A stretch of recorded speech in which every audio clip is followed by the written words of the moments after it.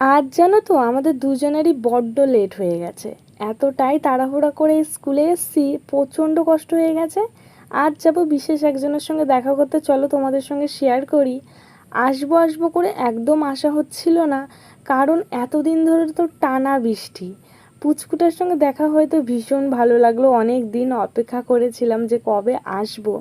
যাই হোক, এটা হচ্ছে আমাদের এক বান্ধবীর পুচকু, মানে ছেলে। চলো, এখানে এসে কিছুক্ষণ খেলা করার পর বান্ধবী আমাদের জন্য আয়োজন করেছে।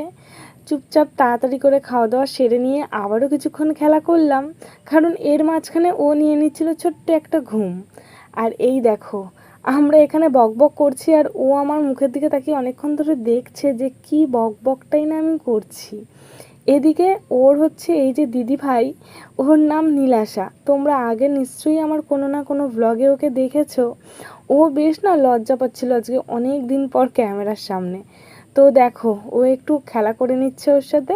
আর এদিকে আমরা বলছিলাম যে আমাদের ঘড়ির কাঁটা কিন্তু এগিয়ে যাচ্ছে, আমাদের আবার ফিরতে হবে, কারণ ওদেরকে যেহেতু স্কুলে দিয়ে এসছি, এখান থেকে আমাদের আবার যেতে হবে স্কুলে।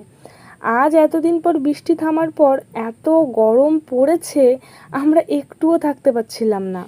টোটোতে 15 মিনিট অপেক্ষা করার পর টোটো ছাড়লো। ওদেরকে নিয়ে এখন যাচ্ছি সোজা বাড়ির পথে। কেমন লাগলো ভিডিওটা অবশ্যই জানিও। দেখা হচ্ছে নতুন কোনো ব্লগে, ততক্ষণের জন্য ভালো থেকো, টাটা।